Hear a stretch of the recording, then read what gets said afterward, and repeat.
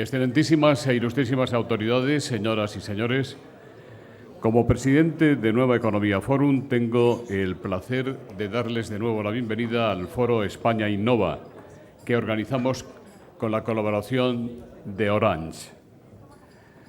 Hoy tenemos el placer de recibir al director general del Centro para el Desarrollo Tecnológico Industrial, CEDETI, que cumple 40 años, y a don Francisco Marín le va a presentar doña Inmaculada Riera, directora general de Cámara España. Querida Inmaculada, la tribuna es suya.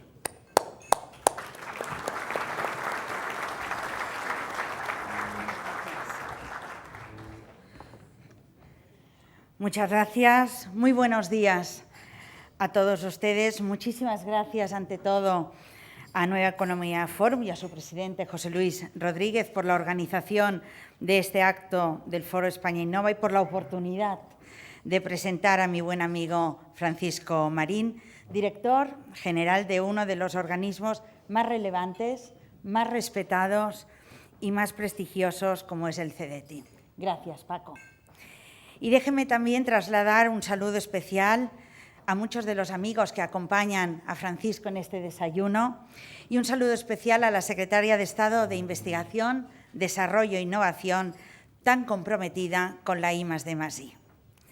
Quisiera, ante todo, compartir con ustedes la importancia de encuentros como el de hoy, en los que se aborda y se debate sobre la innovación y en los que se trasluce la radical importancia de la investigación, el desarrollo y la innovación en nuestra economía y en nuestra sociedad.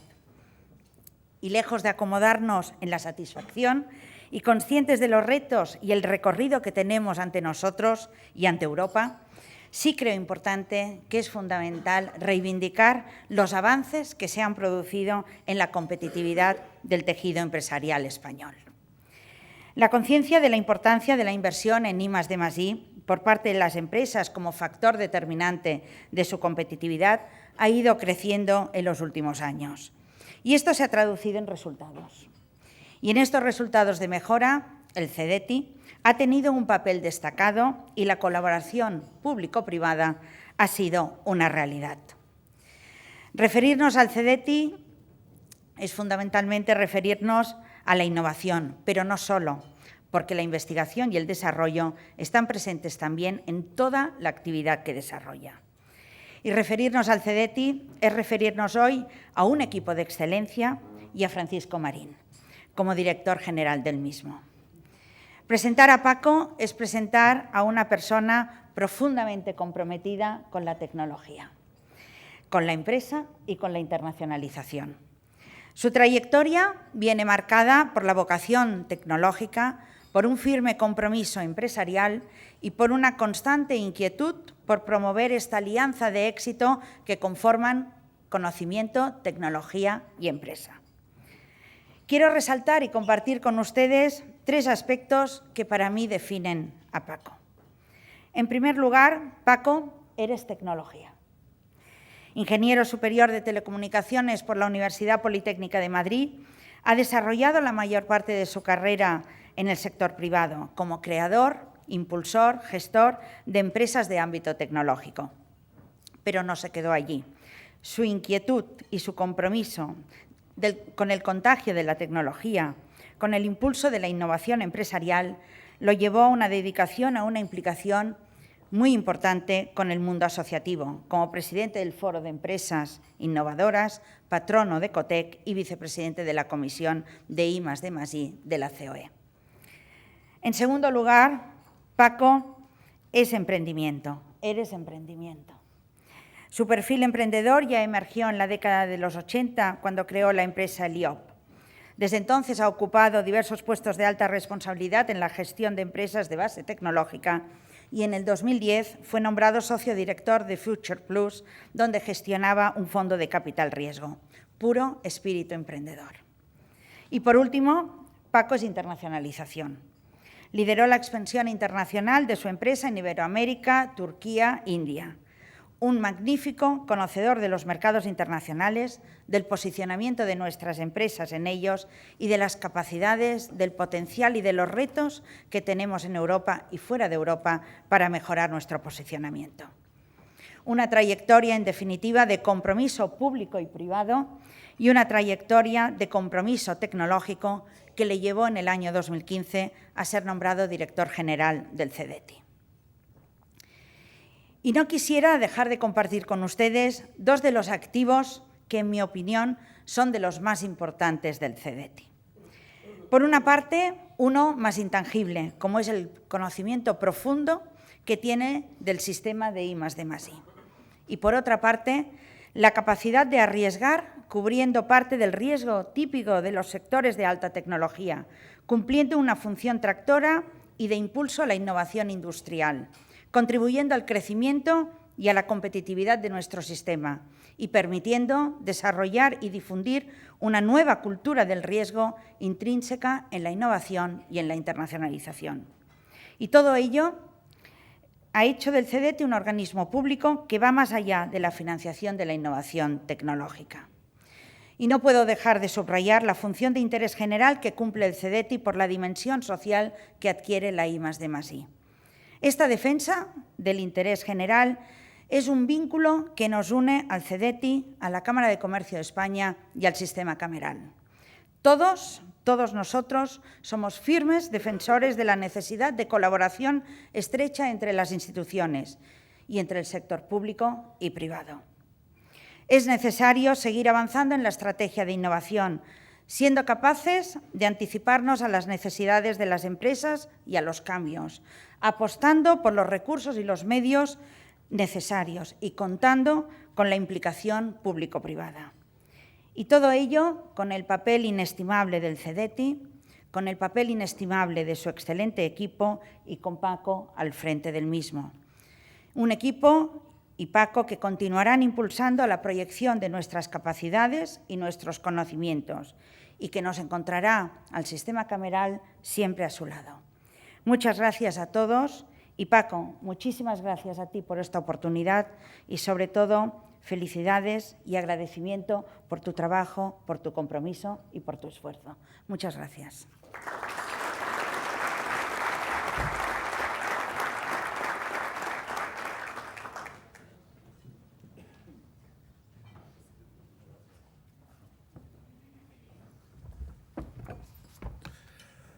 Buenos días, señoras, señores. Como es obligado, gracias a Nueva Economía Forum por invitar a CDTI a expresar, compartir con todos ustedes una visión que quiero que sea más allá del presente, que se adentre en el futuro. Y para eso nada mejor que un foro como este, que tiene ya el marchamo de haber invitado a pasar por aquí a todo aquel que tiene algo que decir mirando al futuro. Por lo tanto, muchas gracias Nueva Economía Forum y sus patrocinadores. Claro, decir a Emma Riera que le agradezco sus palabras parece un hecho obvio. Claro, esa es la ventaja que tiene tener amigos, ¿no? Que cuando expresan su opinión sobre uno, pues lo hacen en términos muy bonitos y muy laudatorios. A ver, yo creo que no ha faltado a la verdad en cuanto a la descripción del recorrido. Ya después los hechos, los éxitos o lo que sea, vamos a dejarlo para una evaluación un poquito posterior. Pero el recorrido sí ha sido cierto. Yo empecé siendo un emprendedor de esos de garaje, de 5, y ahora estoy aquí dirigiendo un centro público que tiene una perspectiva absolutamente mundial, porque hoy somos más que España, y eso voy a intentar explicarlo a lo largo de mis palabras.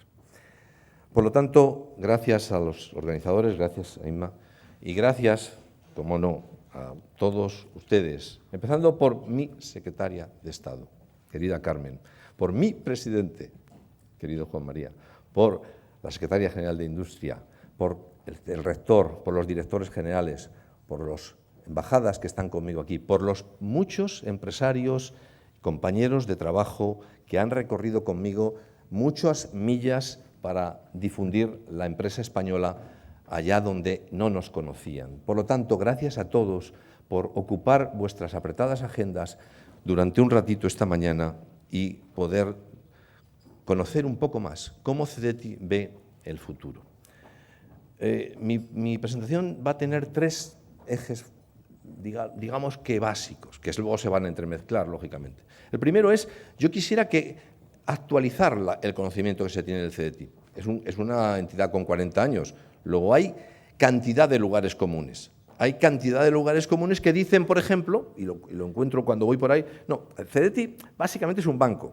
Bueno, pues ya vamos a empezar a decir que CDTI no es un banco. Primera condición radical, no es un banco. Luego tenemos que actualizar ese tipo de lugares comunes. Y para eso nada mejor que contarles a ustedes cómo vemos los próximos pasos. Pero esos próximos pasos, y es el segundo tópico de mi presentación, se tienen que dar en un contexto absolutamente de cambio de paradigma, que es la cuarta revolución industrial, la revolución digital. Y ahí tenemos que estar, y no es independiente de las condiciones absolutamente rupturistas de esa cuarta revolución industrial donde el CDTI tiene que trabajar. Y además, una vez que hagamos ese recorrido sobre el futuro y el contexto de auténtica turbulencia que es la cuarta revolución industrial, nos tenemos que plantear no solo un aspecto contemplativo o descriptivo de la realidad. Queremos saber cómo tenemos que actuar, qué hay que hacer para mejorar nuestra capacidad de influir. Y ahí me voy a permitir el atrevimiento, porque no deja de ser un atrevimiento, de mirar un poco lejos sobre aquellas cosas que son barreras para el desempeño de nuestra actividad en ese contexto de turbulencia que es la cuarta revolución industrial. Voy a ir por estas tres sendas, empezando por la primera, 40 años. Con 40 años de vida, lo que uno tiene es una cosa absolutamente invalorable, que es capital intelectual, es intangible de conocimiento. Yo creo que Inma ya lo ha dicho.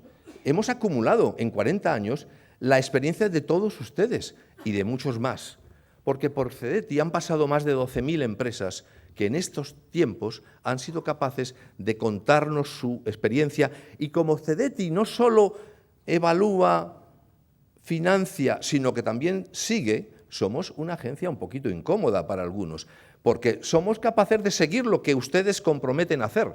Nosotros no solo nos conformamos con apoyar su lanzamiento, vamos a mirar cómo lo hacen, vamos a chequear sus ejecuciones y vamos a seguirlos, y lo explicaré después, qué impacto ha tenido nuestra participación en su vida empresarial. Ese capital intelectual, 40 años de conocimiento acumulado, nos permite decir que lo primero que hace el CDTI, y lo hace bien, es asesorar. Y esa faceta, que es la más importante para mi punto de vista, porque está en la base del desarrollo, lo hace a través de una forma muy abierta, en remoto, en presencial, en online, en informal.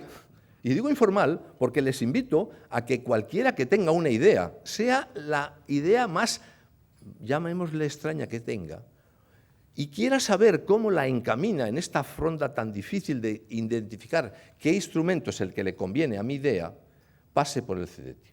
Y digo que es difícil, y les pongo la valoración de difícil, les reconozco su dificultad, porque entre las autoridades regionales, las autoridades nacionales, las autoridades europeas y más allá, les hemos creado a ustedes un abanico de complejidades, un portfolio de instrumentos que hay que ser experto de verdad para saber cuál es el instrumento que mejor encaja con mi necesidad.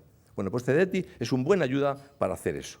En el año 2016, el CDTI, el personal del CDTI, hay que hablar del CDTI en abstracto, 350 señores y señoras altísimamente cualificados que están todo el día trabajando porque la I+D+I española progrese.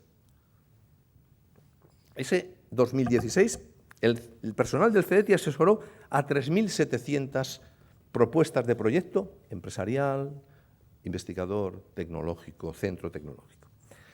Por lo tanto, señores, no nos pongan la etiqueta de financiadores. Yo estaré feliz si al cabo de un periodo empiezo a oír por ahí, gracias al asesoramiento de CDTI, no gracias a la financiación de CDTI, tuve éxito en mi carrera profesional. Alguno ya me ha dicho, fui a tu casa con una idea absolutamente desenfocada y un técnico vuestro en cuarto de hora, en media hora, me hizo enfocar, me hizo corregir ligeramente el enfoque de mi proyecto. De la idea al mercado pasa por muchas etapas intermedias. La segunda propuesta de CDTI es la de financiación. Es indiscutible.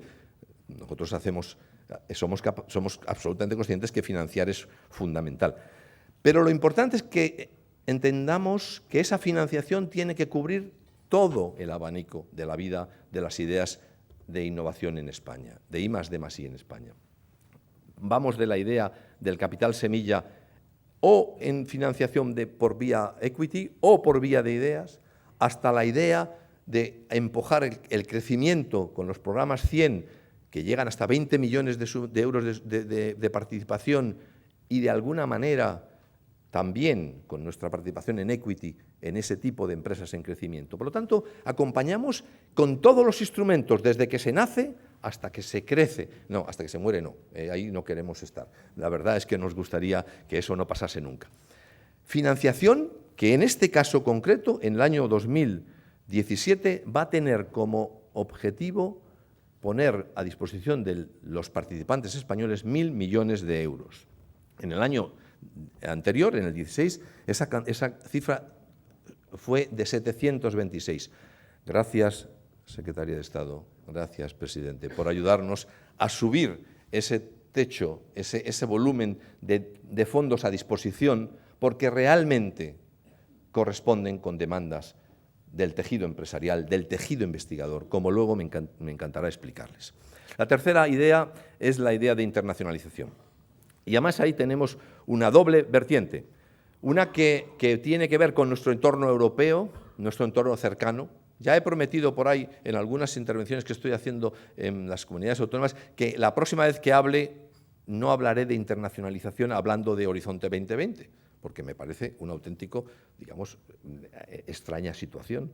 Esa es mi casa, ese debe ser mi contexto. Luego, por lo tanto, pero es así, lo tenemos catalogado así. Horizonte 2020, Comisión Europea, Eureka como plataforma intergubernamental, los grandes centros de investigación y, ¿por qué no?, más allá de ese núcleo cercano de lo que consideraríamos nuestra casa, una red de agentes internacionales de desarrollo de la acción tecnológica internacional basada en la presencia en más de 28 países. Si ustedes quieren viajar por el mundo, tienen la necesidad de ir, Inma ha llamado la atención a mi experiencia internacionalizadora, y es verdad, yo cogía las maletas todos los años, todos los meses y iba de un lado para otro, porque no hay otro mundo más que estar en donde van a estar nuestros clientes, nuestros talentos y nuestros mercados. Si ustedes tienen esa vocación, necesidad, miren si donde van a ir hay un punto CEDETI, porque es muy fácil que encuentren un apoyo, una ayuda, una colaboración. Y esa faceta de internacionalización de CEDETI es posiblemente nuestro gran reto de cara al futuro, porque tenemos mucho que ganar en ese terreno. Miren, con todo este panorama, desde el 2012 al 2015, las ayudas de CEDETI han alcanzado el nivel de representar el 19% de la I+D+I empresarial ejecutada por las empresas en ese periodo. Por lo tanto, 20%, vamos a redondear al alza, de ese tipo de participación nos convierte en un agente relevante. Somos un agente relevante, puesto que si participamos en el 20%, en el total de lo que las empresas se han gastado para hacer I+D+I en esos tiempos, no podemos dejar de mirar al centro del problema. Pero tenemos una ventaja, que es de la edad. Como ya llevamos muchos años, desde hace 6 años, el CEDETI se planteó la necesidad de mirar las consecuencias de lo que hacemos, es decir, de evaluar el impacto de lo que hacemos. Eso es una novedad y una moda ahora mismo que está por todos los lados. Todo el mundo quiere saber qué pasa con esa finalidad de los fondos públicos que se ponen a beneficio de las empresas para mejorar su competitividad. Por cierto, que ese es nuestra principal misión, y no lo he dicho al principio porque se te olvidan las cosas. Nuestra misión es muy sencilla, señoras y señores. Nuestra misión es muy sencilla de decir, muy difícil de hacer, pero de decir es muy sencilla. Mejorar la competitividad de la empresa española en base a la incorporación de la tecnología en su cadena de valor. Esa evaluación del impacto que ya llevamos haciendo desde el 2011 nos permite catalogar nuestra actuación en varios aspectos. Miren, somos idóneos para las pymes. También era otro de los grandes, digamos, apellidos que tenía el CEDETI. No, esto va para las grandes empresas.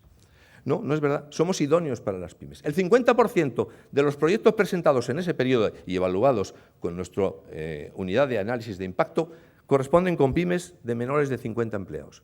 Y un tercio de ellas en pymes de menores de 10 empleados. Luego, el CDT es idóneo para las pymes, pero también es idóneo para un grupo de empresas que no tiene experiencia en I+D. Ahí está nuestro gran problema. Pero hay que decir que en ese periodo el 25% de las empresas que vinieron a CDT no habían tenido una experiencia de I+D previa. Es decir, se engancharon a esta virtud, que no vicio, de la I+D a través de una llamada y de un descubrimiento de CDT. El 40% de ellas, si es del 56%, si hablamos de pymes, se correspondían con gente que venía por primera vez. Y eso les puedo decir que sigue pasando consejo de administración tras consejo de administración. Todos los meses, el CDT, que tiene la ventanilla abierta en su convocatoria PIDIT 365 días al año, evaluamos qué propuestas nos llegan. Y todos los meses hay un 40% de propuestas nuevas, de empresas que no han venido antes. ¿Se imaginan ustedes el caladero que tenemos? Estamos montados encima de un caladero muy profundo, porque si todos los meses nos vienen 40% nuevas, significa que están surgiendo nuevas iniciativas. Y además de ese 40% nuevas, el 60% son pymes. Es decir, somos idóneo para las pymes, somos idóneo para las empresas. Y además, y este es para mí muy relevante, nos dicen que en el 70% de los proyectos no se habrían hecho si no es porque el CDT participaba en ello. Y esa es la función clave de una ayuda pública que tiene que empujar a reducir el nivel de riesgo que las empresas sienten cuando se meten en una aventura de I+D+I. Si el 70% nos dice que no habría hecho el proyecto si no fuera por la ayuda pública de I+D del CDT, creo que estaría altamente justificado. Pero hay una cosa más importante todavía, y también a tachar otro apellido. En el periodo que estamos considerando entre 2012 y 2016, el 58% de los proyectos que el CDT ha financiado traían con ellos organismos públicos de investigación, universidades, centros tecnológicos. Es decir, somos un efecto de arrastre de esa otra parte del sector investigador y del sector de la I+D española, y lo hemos hecho de una manera sabia. Lo han hecho los que estuvieron antes que yo, porque yo de esto no me lo puedo apuntar. Empezamos forzando, y forzando es una palabra muy dura, imponiendo en las convocatorias que los proyectos tenían que traer OPIs, centros públicos, investigadores del sector privado. Y eso que se empezó haciendo de forma obligatoria y que se sigue haciendo de forma obligatoria en algunas convocatorias, en otras se ha dejado de hacer. ¿Y saben ustedes cuál es la solución? ¿Cuál es el resultado? Es que vienen las empresas y los centros públicos en porcentajes absolutamente equivalentes a los que tienen que venir cuando vienen obligados. Como yo siempre he creído mucho en que no hay nada mejor que hacer las cosas por libre iniciativa, me maravilla, me encanta, me felicito que esas convocatorias sin llamadas específicas, sin llamadas obligatorias, traigan a centros públicos de investigación, a universidades con las empresas. Es decir, hemos conseguido hacer que esos dos mundos tan absolutamente complejos que existe en la realidad se vayan aproximando. Con la agencia nueva que se ha creado y que este año está empezando, la Agencia Estatal de Financiación, bajo la tutela de la Secretaría de Estado, igual que el CDT, yo creo que vamos a caminar un recorrido absolutamente positivo para hacer verdad el acercamiento de esos dos mundos, que se necesitan como el agua, como el comer. Es absolutamente imprescindible que el talento progrese a la empresa, que la empresa transmita talento a la universidad y que todos ellos juntos saquen aspectos al mercado. Y eso se traduce en un efecto positivo en las ventas y en las exportaciones. Nos dicen las empresas que el 75% de ellas van a hacer y tienen ya resultados en la internacionalización de sus exportaciones y, por lo tanto, en su cartera de pedidos. Y ese efecto incentivador no se sujeta solo al mundo español. España ha tenido la suerte, también la responsabilidad, de presidir la plataforma intergubernamental Eureka este año. Acabamos el 30 de junio con una conferencia ministerial en Madrid donde esperamos recibir representantes de allá más o menos 40 países. También les quiero decir que tenemos el honor de incorporar a esa plataforma intergubernamental a un país latinoamericano, Chile, que va a entrar con la presidencia española, siendo el primer país latinoamericano que se une a esa plataforma, que ya tenía representantes de otras áreas, como era Canadá, como era Corea del Sur o como era Sudáfrica. Faltaba Latinoamérica en Eureka y España lo trae y lo bendice en la Conferencia Ministerial de Madrid del 30 de junio. Y esa plataforma ha hecho, bajo la presidencia española, una encuesta de evaluación de impacto para ver cómo se comporta el grupo de empresas que tienen financiación Eureka con relación al grupo de empresas que no tiene financiación Eureka. Hemos comparado dos grupos y el grupo de control, como saben ustedes, lo hemos mandado formar en base a los que no tienen financiación. Pues bien, el resultado de este trabajo dice que las empresas que tienen esa financiación incrementan sus ingresos por encima del 10% con relación a las que no lo hacen.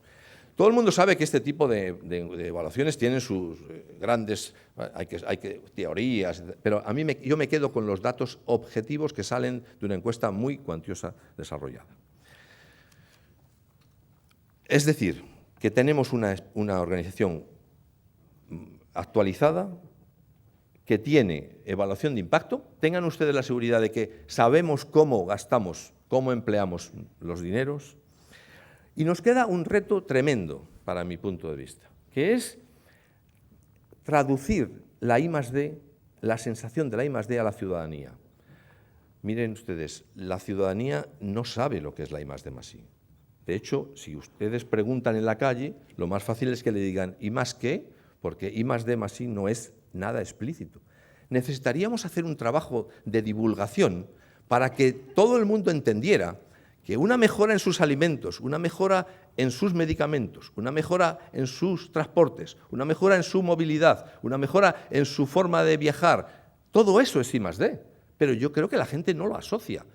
La gente reclama, la ciudadanía reclama los servicios que se derivan de nuestras actuaciones, pero no nos pone en el motor de la mejora de esos servicios. Y hay un dato que es absolutamente explicativo. Entre el 1800 y el 1900, el PIB mundial se incrementó en el 230%. Entre el 1900 y el 2000 se incrementó en un 850%, es decir, saltó. La población en ese mismo siglo creció en un 4%. Pero, sin embargo, la renta, el PIB real per cápita se multiplicó por 8,5. ¿Dónde está el factor de crecimiento diferencial que pasa de un crecimiento del 4% al 8,5%, del 250 al 850? Está en las revoluciones industriales que se han ido produciendo a lo largo del siglo XX. Es ahí donde se ha generado la riqueza que permite tener esa capacidad de mejorar el PIB per cápita. Pues bien, estamos ahora, y me adentro en el segundo tema, en una revolución industrial distinta, que tiene, como todas las anteriores, un cambio de paradigma. Miren, en esta revolución que es la digitalización, nada es igual que antes. Las arquitecturas organizativas y sociales han cambiado. Los criterios de igualdad entre los agentes se han pervertido. La idea de... Hemos pasado de una oferta, de una fase desde las empresas de ofertar lo que queríamos vender, y lo recuerdo perfectamente en mi etapa anterior, a una etapa en la que ahora pasamos a hacer lo que los clientes quieren. Pasamos de una etapa de oferta a una etapa de demanda. Y eso es realidad porque la revolución digital nos cambia el orden de los factores. Los que antes eran absolutamente consumidores, hoy se convierten en prescriptores. Los que antes eran absolutamente, digamos, seguidores de tendencias de mercado, hoy son capaces de imponer absolutamente esas tendencias.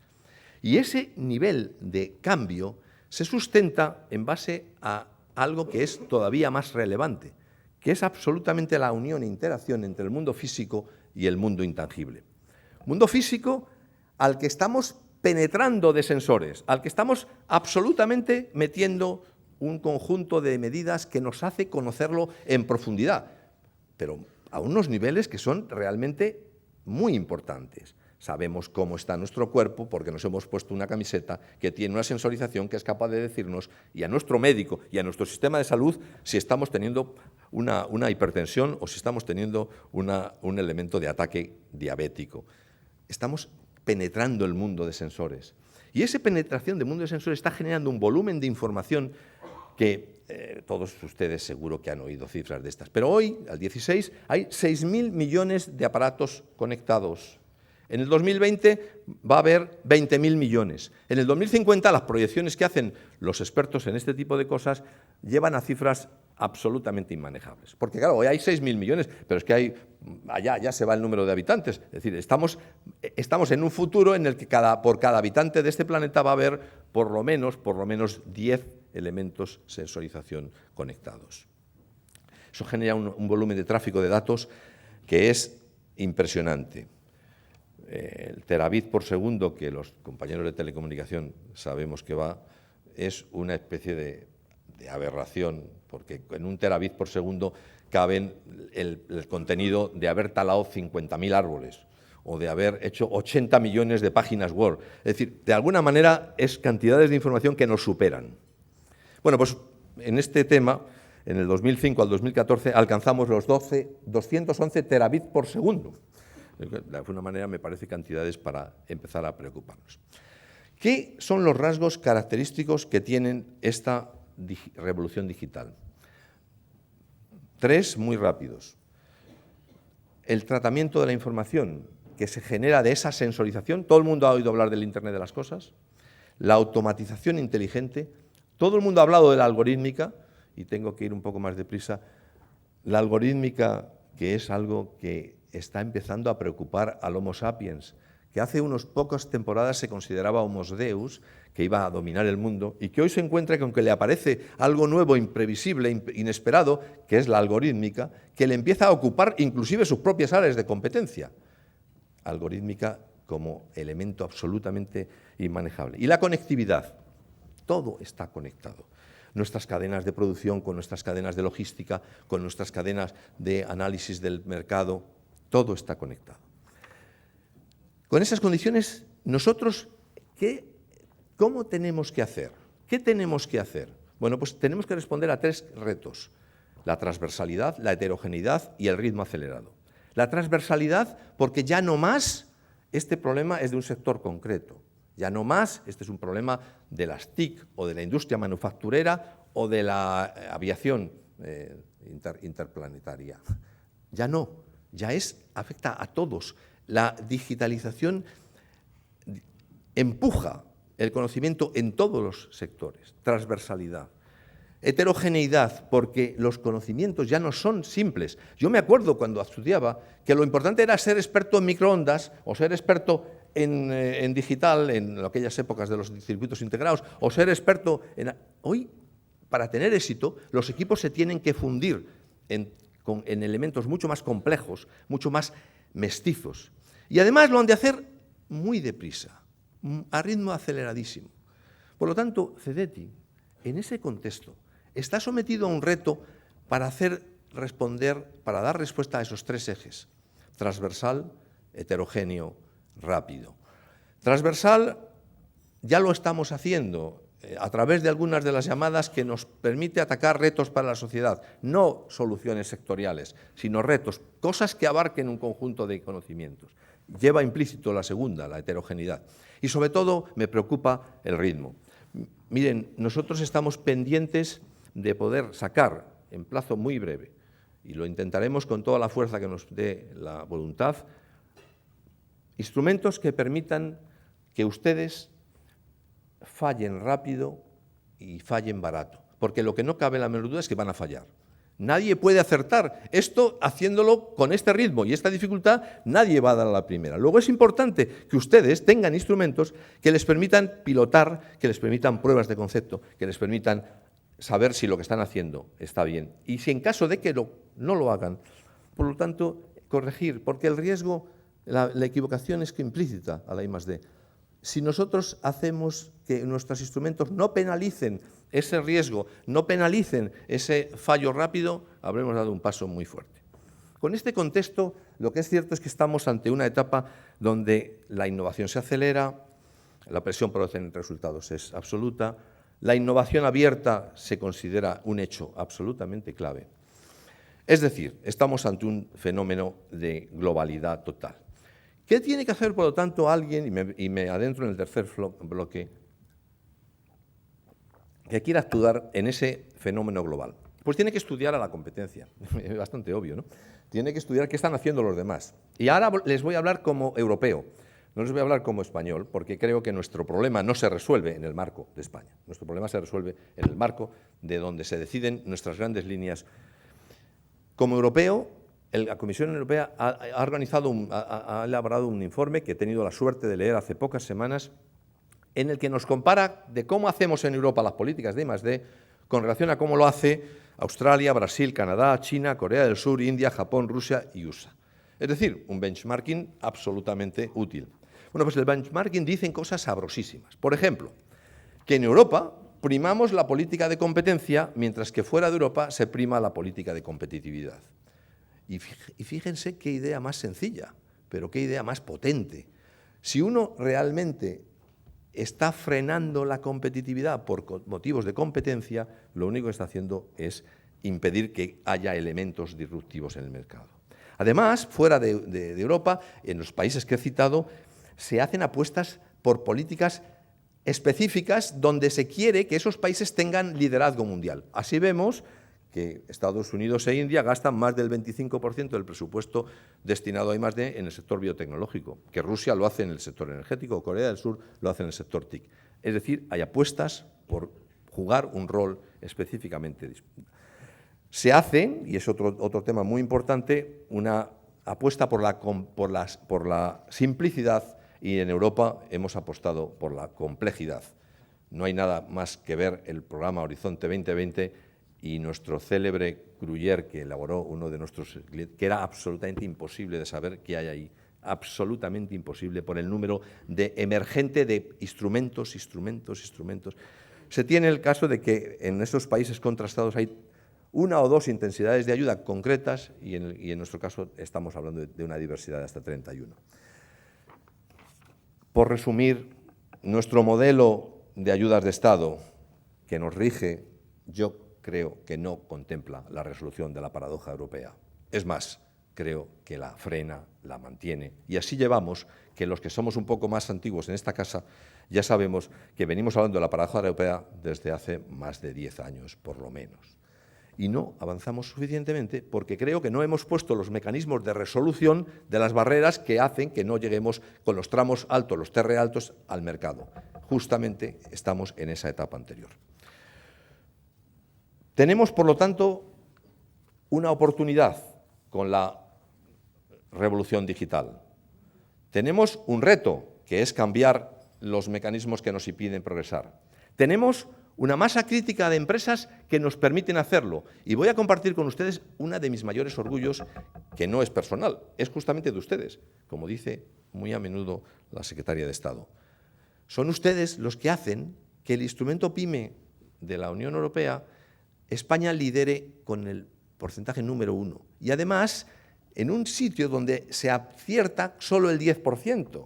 Y nosotros tenemos un porcentaje de éxito superior al 16%. Es decir, estamos realmente siendo competitivos. Ese grupo de empresas son españolas, son ustedes.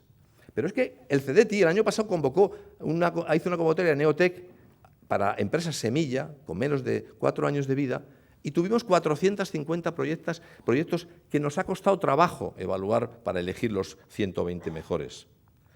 Tenemos una oportunidad, tenemos un reto, tenemos una masa crítica y afortunadamente tenemos un instrumento que es el CEDETI que está a disposición de todos ustedes.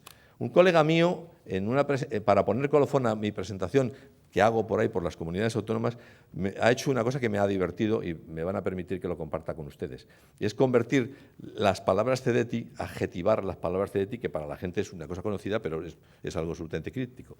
Bueno, pues CEDETI de alguna manera lo convierte en C de confianza, D de disponibilidad, T de trabajo e I de implicación. Señores, esto es lo que tenemos y para eso estamos dispuestos a recibirles y ayudarles todo lo que sea posible. Muchísimas gracias.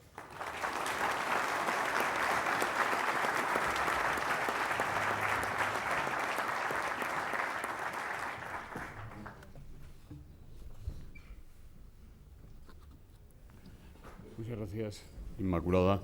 Muchas gracias, Francisco, por su muy buena intervención. Empezamos con las preguntas, que hay, ya ve, unas cuantas. Tamara Lemos dice, ¿están preparadas las empresas españolas y en particular las pymes para afrontar los retos de la revolución digital o industria 4.0? ¿De qué modo concreto, con qué líneas de ayuda y con qué requisitos va a ayudarles el CEDETI a transformar los procesos de fabricación con las nuevas tecnologías, el cloud, las redes sociales, la realidad virtual y las inteligencias artificiales? ¿Voy respondiendo una a una? Sí. Muy bien. ¿En qué medida están las empresas preparadas? Bueno, es difícil establecer el ranking. Yo el ranking lo mido con ese tipo de éxitos triunfando fuera. Si resulta que España es importante, lidera en el Horizonte 2020 la convocatoria de Smart Cities, pues no puede ser por otra cosa más que porque empresas españolas participan en ese concurso competitivo de ideas y las ganan. Luego, no es un juicio de valor, me remito sencillamente a qué hacemos, qué conseguimos en sitios donde competimos contra el mundo. Y ahí está el mundo. Si nuestra cartera de exportaciones de valor añadido ha crecido en los últimos tiempos de una manera significativa, y hay nada más que recurrir a las estadísticas del INE, verán ustedes que hoy nuestra aportación de ventas al exterior es mejor de calidad en términos de alto valor añadido. Es decir, las empresas están haciendo eso. No cabe la menor duda. Otro tema distinto es que, digamos, que quisiéramos estar mucho más fuertes. Ahí todos estamos de acuerdo, todos queremos estar más fuertes. Pero lo que no puede ser es que dudemos de la capacidad de nuestras empresas para competir en estos segmentos de alto valor añadido y de alto de intensidad de conocimiento. Smart Cities, energías renovables, instrumento PYME, nanotecnologías, biotecnologías. Estamos en sitios de buen posicionamiento. El CEDETI, ¿cómo actúa? En alguna manera intenta crear las estructuras que responden a esas tres palabras que he dicho. Transversalidad, haciendo que las empresas se tengan que juntar para resolver retos, no para resolver problemas concretos de producto o de... No, retos globales. Y esa es la herramienta más potente que tenemos. Pero cuidado, siempre desde la filosofía bottom-up. Nosotros no especificamos nunca soluciones sectoriales, soluciones tecnológicas. Siempre permitimos que las empresas decidan lo que quieren hacer y nosotros, abiertos de miras y abiertos de ambición, las vamos a evaluar todas. Y lo podemos hacer porque en el CEDETI existen todos los conocimientos. Es absolutamente fuerte nuestra capacidad de conocimiento depositada en los técnicos que tenemos. Por lo tanto, no barreras a las ideas, no barreras al tiempo, y lo que sí que nos gustaría es crecer. En eso compartiré siempre con todos ustedes la ambición de que haya muchas más empresas. Pero, por favor, no degrademos, no minusvaloremos, no descualifiquemos las que existen, que son buenas, competitivas, internacionalizadas. Desde El Hórreo, José Severino Montefernández dice, ¿no son excesivas las garantías que el CEDETI pide en los últimos años a las pequeñas y medianas empresas cuando tienen más de un proyecto vivo? Si los fondos propios de una pequeña empresa mejoran considerablemente, ¿por qué no admite el CEDETI cambios en las garantías que nos solicitaron en proyectos ya firmados? Y le hace José Severino una sugerencia, la de crear entre estamentos públicos y privados la figura del promotor de la I+D+I. Tema que me encanta porque la verdad es que no cabe la menor duda de que el problema de las garantías ha sido un problema y posiblemente lo siga siendo. Y tiene que ver con un hecho que no he podido explicar. Y es que nosotros, no he podido explicar por falta de tiempo, nosotros tenemos una oferta muy avanzada. Créanme, señores, que en estos momentos muchos países europeos están preguntándose sobre la bondad, entiendo que para incorporarla a su propuesta, de lo que llaman instrumentos de blending, donde mezclamos el préstamo y la subvención. hay muchos países europeos que están todavía en la etapa de la subvención sola, pero claro, se están dando cuenta que con eso no pueden cubrir todo el abanico de demandas. El CDTI desde hace muchos años tiene esa combinación.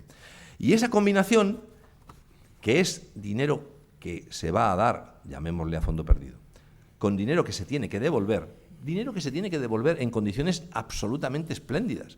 Señores, ahora mismo, a tipo de interés cero, con 2 años de carencia y hasta 10 años para, digamos, devolver esos plazos. Ese dinero, estoy hablando en un mundo empresarial, ese dinero no me pueden ustedes negar que es muy buen dinero. Pero tenemos un compromiso con los ciudadanos. Es que ese dinero que damos, queremos que nos lo devuelvan. He de decirles que tenemos una tasa de morosidad absolutamente baja. Tenemos una tasa de morosidad mejor que la que tiene el sistema financiero. Es decir, los compromisos de ustedes con nosotros es muy respetuoso, porque nos devuelven en buena parte el dinero que les damos. Pero es que ese dinero que nos dan, que les damos y nos devuelven, lo volvemos a meter en el circuito. Y eso es un revolving capital que hace que sea absolutamente eficiente.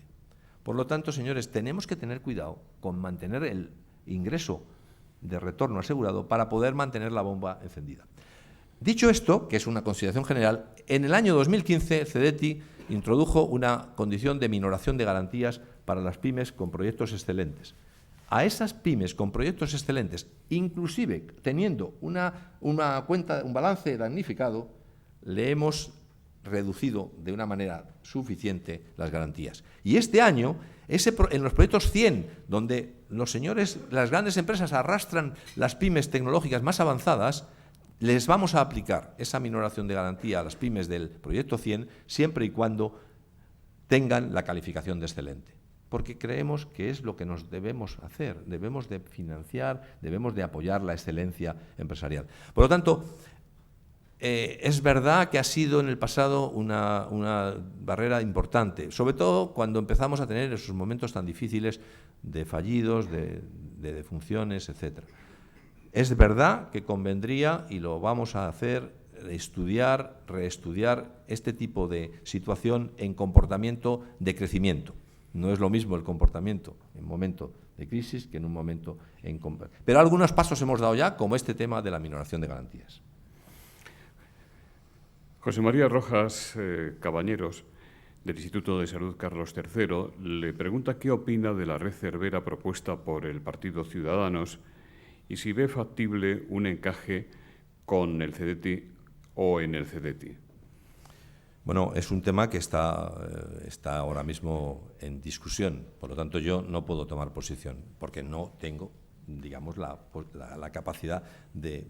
Afortunadamente el CDTI es un organismo de ejecución, no es un organismo de definición de políticas, por lo tanto estamos a la espera de que se definan las políticas. Dicho esto, como no me gusta ser esquivo, puedo adelantar mi opinión, pero es mi opinión, no la opinión del CDTI, porque, insisto, la opinión del CDTI está a la espera de que se tomen las opiniones donde se deben tomar. Yo creo que los centros tecnológicos son un magnífico elemento del sistema, que, como en todo en la vida, hay que distinguir lo bueno de lo malo, lo que funciona de lo que no funciona, pero eso nos pasa en las empresas, en las comunidades de vecinos y en todos los lados. Es decir, hay que distinguir. Pero yo creo que juegan un rol y que de alguna manera ese rol está muy cerca, obviamente, de las empresas.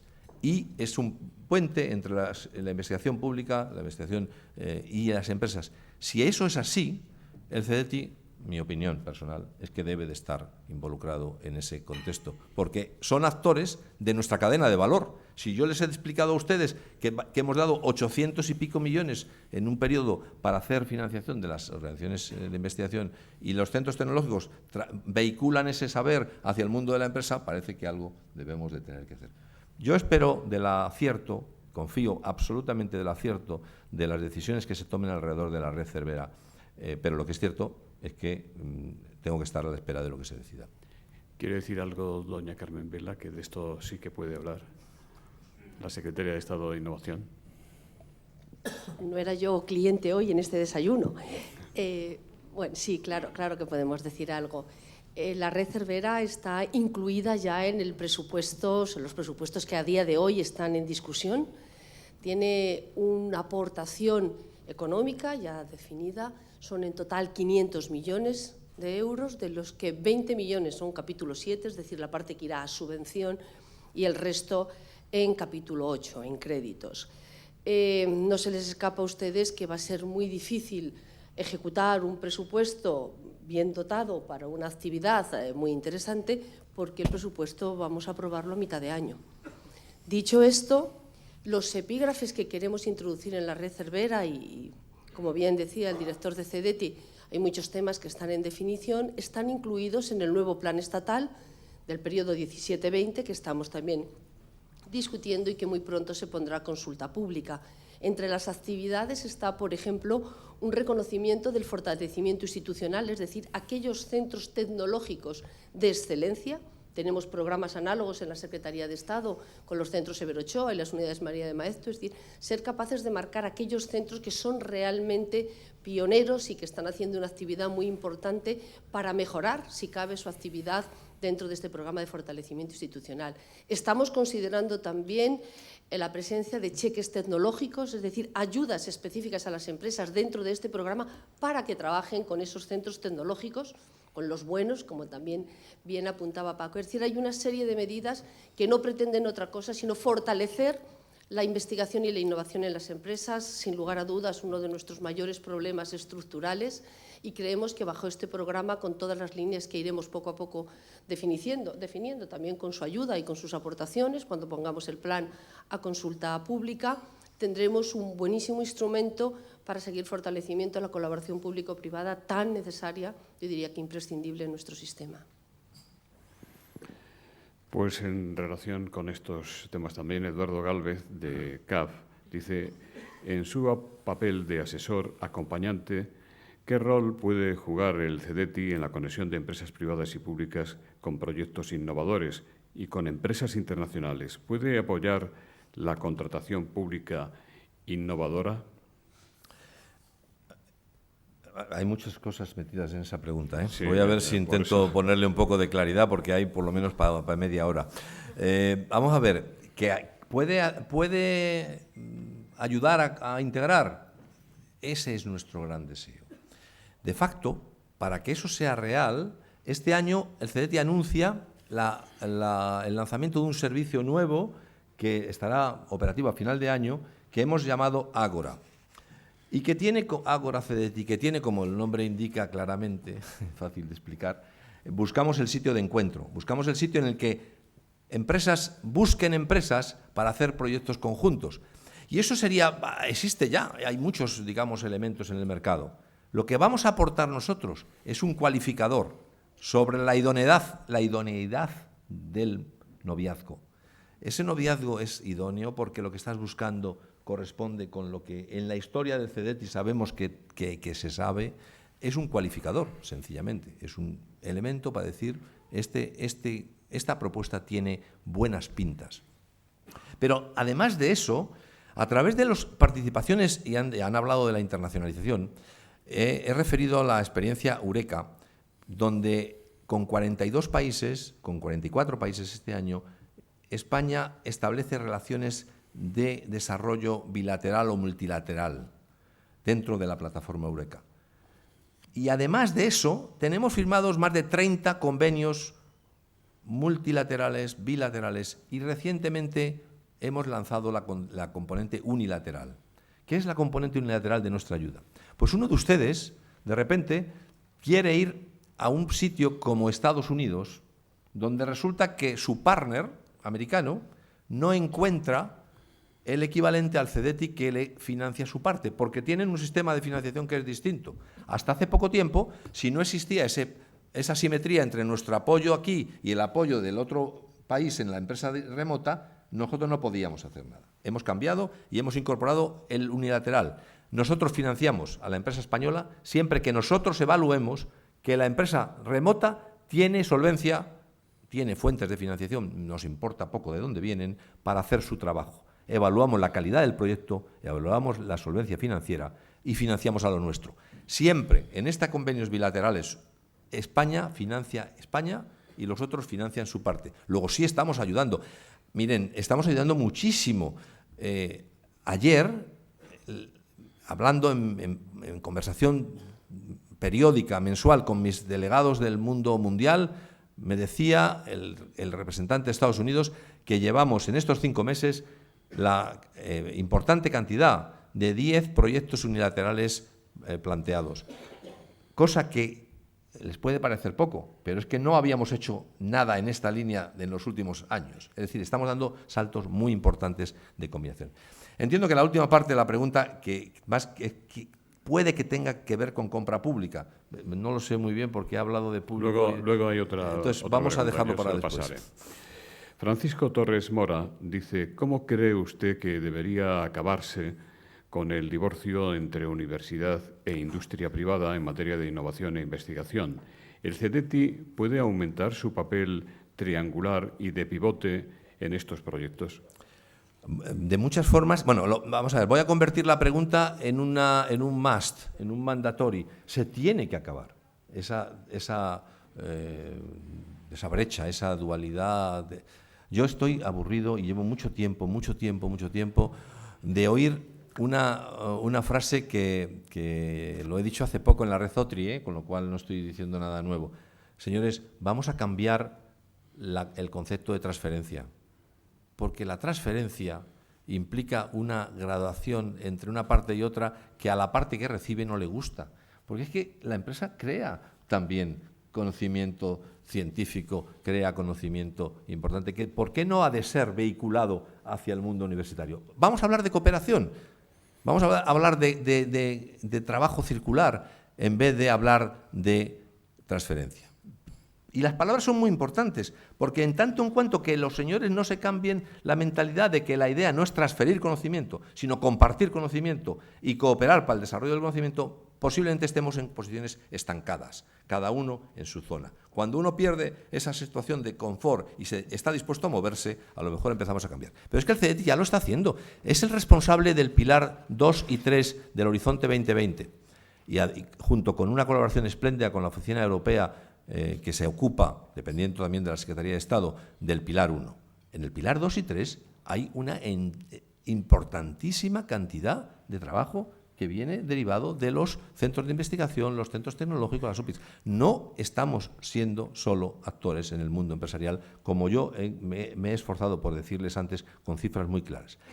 ¿Qué puede hacer el CEDETI? Pues miren, una cosa muy sencilla. Ayer por la tarde, y creo que no es nada indiscreto decirlo, estaba sentado con el presidente de la CRUE, por indicación mandato de nuestra secretaria de Estado, para estudiar cosas concretas que hagamos para que las universidades incrementen su participación en Horizonte 2020.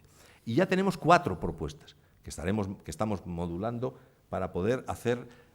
Yo aspiraría a que alguna de esas 4 propuestas tuvieran vida en el mes de julio. Fíjense ustedes si soy ambicioso. ¿Por qué? Porque son fáciles, no son difíciles. Se basan todas en incentivar la motivación. Yo no conozco otro mecanismo que mueva a los seres humanos más allá de cuando tienen motivación positiva. Tenemos que motivar positivamente a esas universidades que no lo están haciendo bien para que emulen a las que lo están haciendo bien. Porque, cuidado, hay algunas universidades de España que lo están haciendo fantásticamente bien. Lo que queremos es arrastrar, empujar, convencer a las que no lo están haciendo bien a través de mejorar su motivación.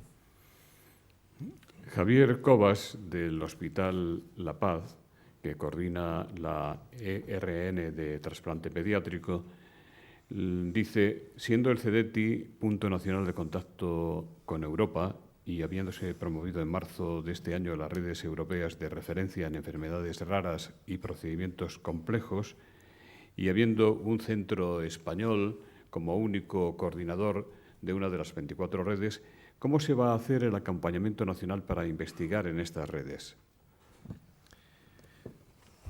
A ver, reconocer que uno no sabe de una cosa no es malo, ¿verdad? Bueno, pues yo de esto reconozco que no sé. No sé contestar en detalle, pero es que, claro, yo como ha dicho, soy ingeniero de telecomunicación y de ese particular evento no tengo una respuesta que les pueda dar y no me gusta a ustedes, digamos, darle una respuesta evasiva.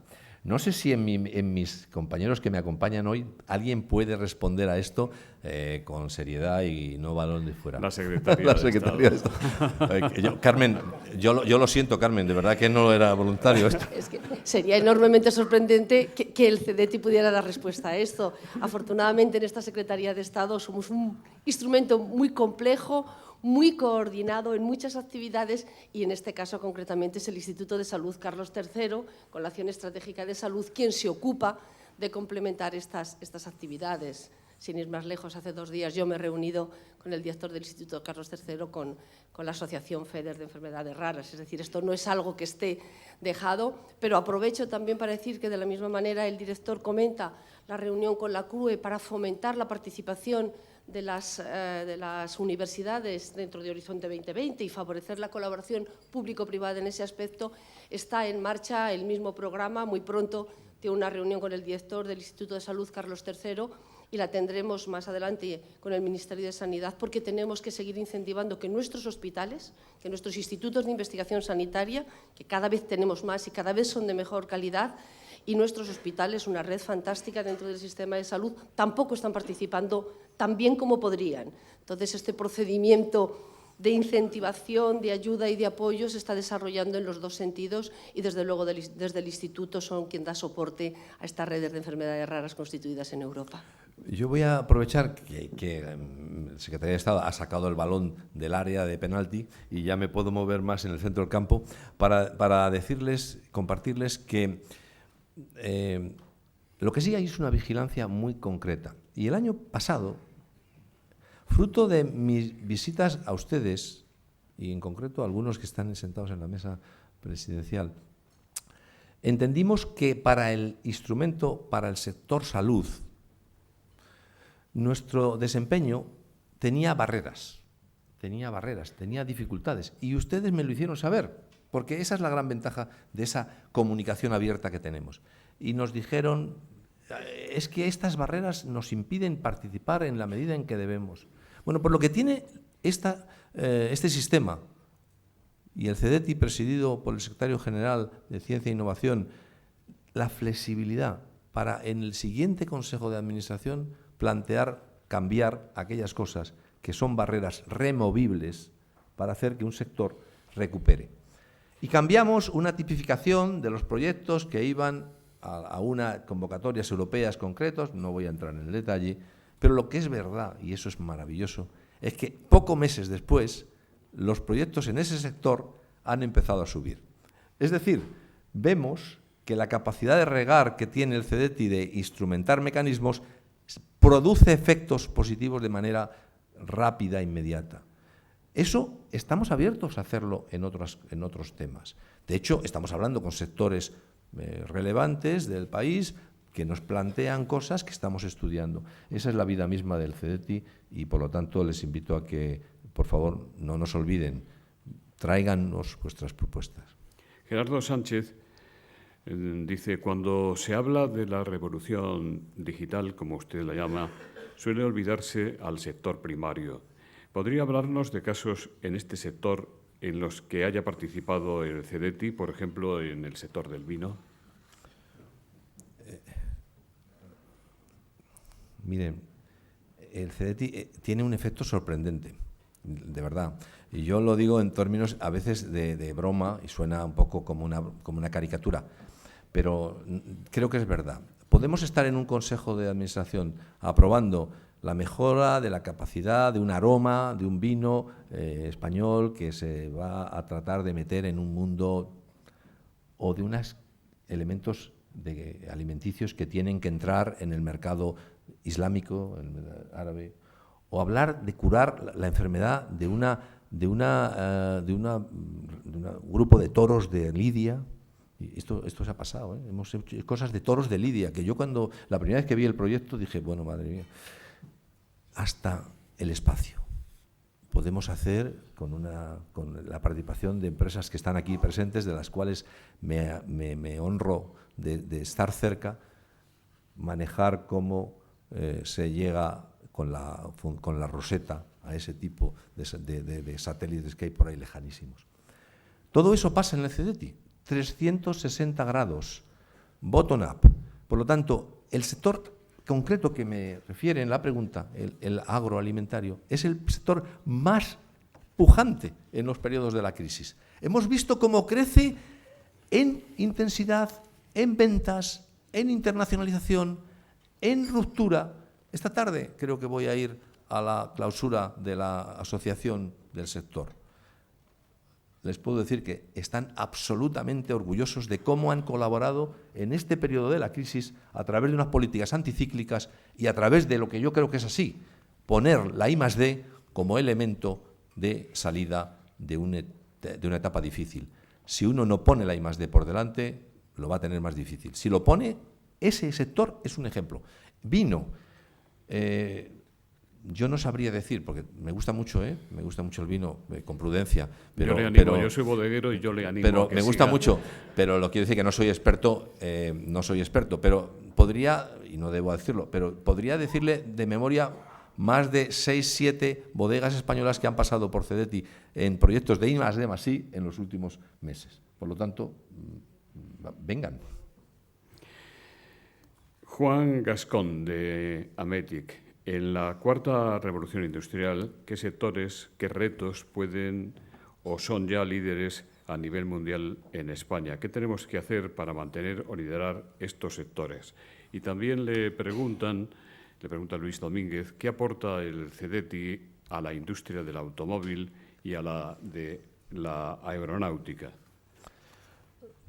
Vamos a ir por el principio. Líderes. ¿Cómo se mide el liderazgo? Juan, yo no lo sé medir en términos absolutos en algo que está emergiendo.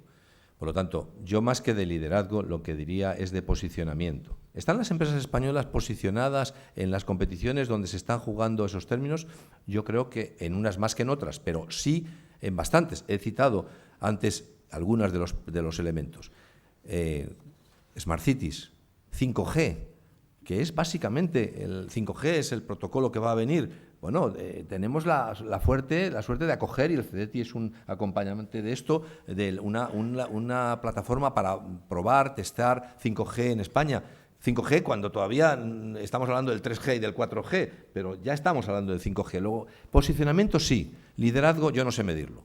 Lo que sí que digo es que si en donde se producen las competiciones nuestras empresas participan y ganan, estamos bien. Y esos son los retos que tiene el programa Horizonte 2020.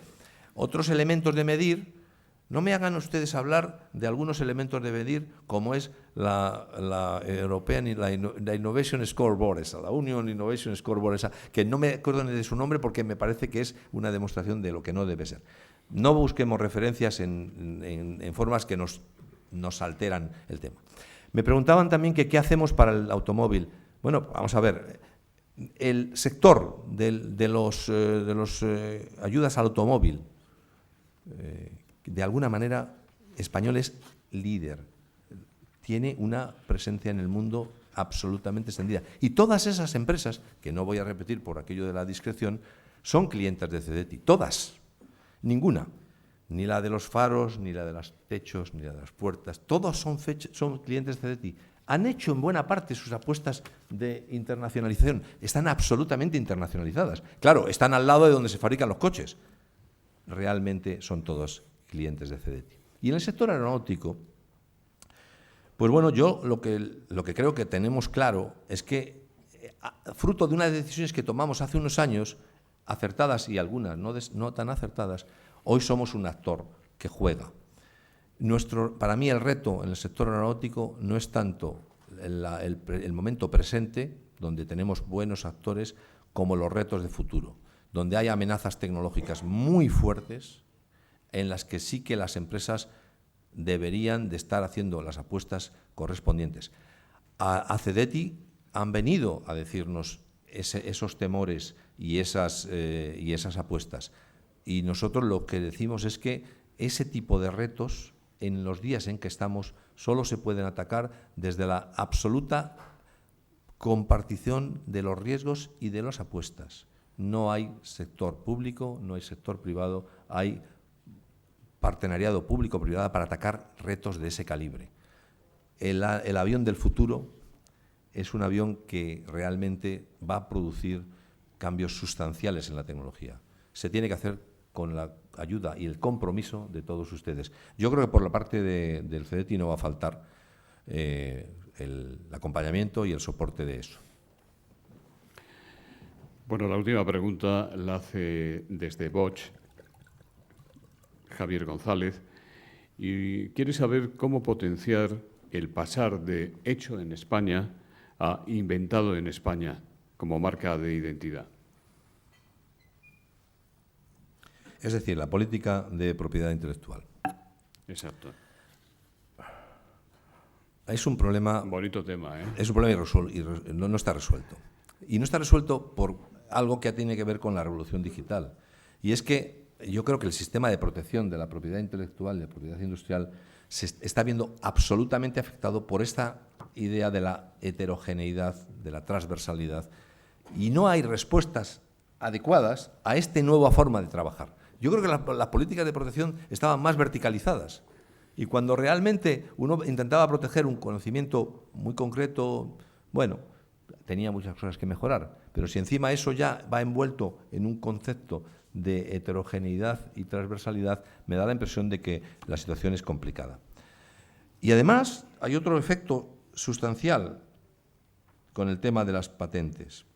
El otro día me vino a ver una gran compañía de la que me alegro muchísimo que después de varios años haya vuelto a venir a CEDETI para decir que en los instrumentos que tenemos ahora ha vuelto a encontrar motivación para venir. Y yo le contestaba que me encantaba tal y cual, pero le preguntaba, oye, ¿dónde vais a alojar las patentes que salgan de estos desarrollos? Y la persona me dijo, no lo sé, pero es muy probable que en el headquarter. Y eso es un problema, porque el conocimiento que se genera en España muchas veces no se hace solo, no se reporta, no se localiza en España. Le dio a usted una buena idea, ¿eh? Ese señor le dio una buena idea.